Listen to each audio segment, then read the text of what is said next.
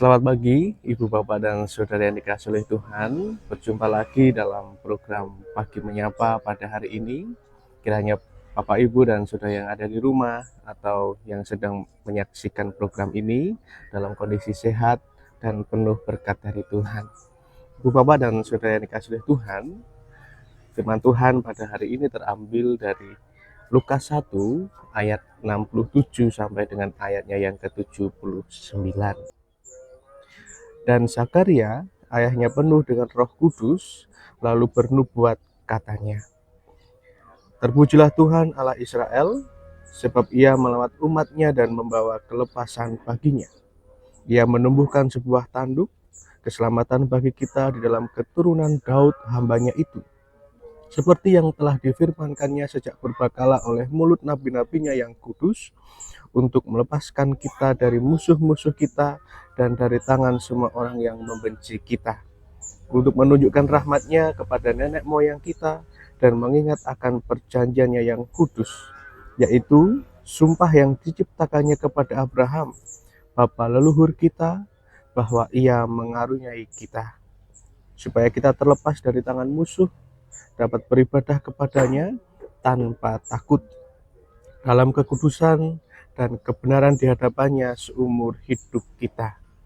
Dan engkau, hai anakku, akan disebut Nabi Allah yang Maha Tinggi, karena engkau akan berjalan mendahului Tuhan untuk mempersiapkan jalan baginya, untuk memberikan kepada umatnya pengertian dan keselamatan yang berdasarkan pengampunan dosa-dosa mereka, oleh rahmat dan belas kasihan dari Allah kita, dengan mana ia akan melawat kita, surya pagi dari tempat yang tinggi, untuk menyinari mereka yang diam dalam kegelapan dan dalam naungan maut, untuk mengarahkan kaki kita kepada jalan damai sejahtera." Demikianlah sabda Tuhan. Berbahagialah kita yang mendengarkan dan melakukannya di dalam kehidupan sehari-hari. Ibu, Bapak, dan Saudara yang dikasihi oleh Tuhan, pernahkah kita mengalami situasi ketika listrik tiba-tiba padam pada malam hari? Bagaimana rasanya? Tentu gelap, tidak terlihat sama sekali. Awalnya itu kita merasa yakin karena mengira masih hafal letak barang-barang di rumah. Namun beberapa langkah kemudian, kaki mulai menabrak kursi, tangan salah meraba, atau mungkin ada gelas yang tersenggol akhirnya pecah, dan kita berjalan dengan sangat hati-hati. Karena tidak terlihat, kita lalu berjalan dengan hati-hati supaya tidak sama sekali barang yang tersentuh atau kaki yang tersandung. Ketika kita sudah menemukan sebuah cahaya kecil, ada lilin, ada senter, atau mungkin sinar ponsel kita pribadi, rasa lega langsung muncul. Yang tadinya gelap tidak terlihat, lalu ada sedikit cahaya yang bisa membantu kita, akhirnya lega. Kita bisa jalan dengan santai, dengan tidak takut nabrak atau dan sebagainya. Padahal Bapak, Ibu, dan Saudara, yang berubah bukan keadaan rumah kita. Kursi masih berada di tempat yang sama, meja masih ada di sudut yang sama, dan pintu masih berada di tempat yang sama. Yang berubah adalah adanya terang yang membuat kita dapat melihat dan melangkah dengan lebih pasti. Seringkali kehidupan kita juga seperti itu. Masalah yang kita hadapi tidak langsung hilang begitu saja. Pergumulan tetap ada, tantangan tetap ada, bahkan kadang-kadang terasa semakin berat. Namun, ketika Tuhan hadir sebagai terang dalam hidup kita, kita memperoleh kekuatan untuk melihat arah dan keberanian untuk melangkah.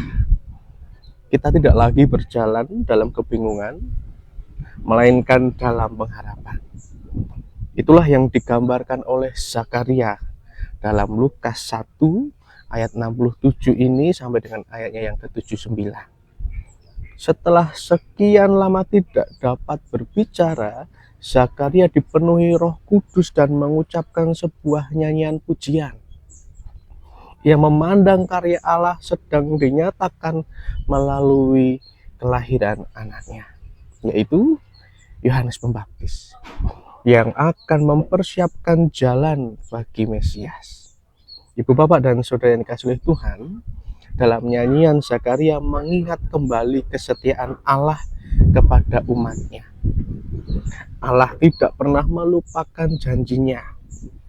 Meskipun umat Israel telah lama menantikan penyelamatan dan sering mengalami masa-masa sulit, tetapi Allah tetap bekerja bersama mereka. Menariknya, pada bagian akhir nyanyian itu, Zakaria menggambarkan kedatangan Sang Juru Selamat sebagai surya pagi dari tempat yang tinggi, yang akan menyinari mereka yang diam dalam kegelapan dan dalam bayang-bayang maut, serta menuntun kaki mereka ke jalan damai. Gambaran ini sangat kuat. Kegelapan yang dimaksud bukan hanya kegelapan secara fisik, tetapi juga gelap karena dosa, ketakutan, keputusasaan, dan ketidakpastian. Manusia seringkali merasa kehilangan arah. Kita berusaha mencari bahagia, keamanan, kedamaian dengan berbagai cara, tetapi tetap merasa ada sesuatu yang membuat kosong, yang tidak dapat dipenuhi oleh siapapun selain Tuhan. Ketika Yesus datang ke dunia, Ia hadir sebagai terang yang menerangi kegelapan itu. Terang Kristus menunjukkan siapa Allah sebenarnya, Allah yang penuh kasih, yang mengampuni, yang mencari manusia tersesat, dan ingin membawa setiap orang kembali kepadanya. Kehadiran Yesus menjadi bukti bahwa Allah tidak tinggal diam dalam pergumulan manusia. Ia datang mendekat, berjalan bersama, dan tentu memberikan keselamatan. Seringkali kita berharap Tuhan memberikan jawaban atas semuanya itu. Kita ingin mengetahui seluruh rencana hidup kita. Kita ingin tahu bagaimana masa depan kita, bagaimana keadaan keluarga kita beberapa tahun ke depan, atau bagaimana Tuhan akan menyelesaikan masalah yang sedang kita hadapi. Namun, Tuhan tidak bekerja seperti itu. Ia tidak selalu menunjukkan seluruh jalan di depan kita. Sebaliknya, Tuhan memberikan terang yang cukup untuk satu langkah demi satu langkah. Coba kita bayangkan seseorang yang berjalan pada malam hari dengan sebuah senter kecil. Cahaya senter itu mungkin hanya menerangi beberapa meter di depan, tidak menerangi sampai ujung tujuannya, tetapi menerangi hanya beberapa meter saja. Ia tidak perlu melihat seluruh jalan sampai ujung, sampai tujuannya. Kita juga seperti itu. Demikian pula iman kita kepada Tuhan. Kita tidak selalu mengetahui seluruh rencananya, tetapi kita percaya bahwa Dia mengetahui jalan yang sedang kita tempuh. Ibu, bapak, dan saudara yang dikasihi oleh Tuhan, tugas kita adalah tetap melangkah bersamanya. Kadang-kadang kegelapan yang kita hadapi itu bukan berasal dari luar, tetapi dalam diri kita sendiri. Ada rasa kecewa karena doa yang belum dijawab, ada luka hati karena perkataan orang lain,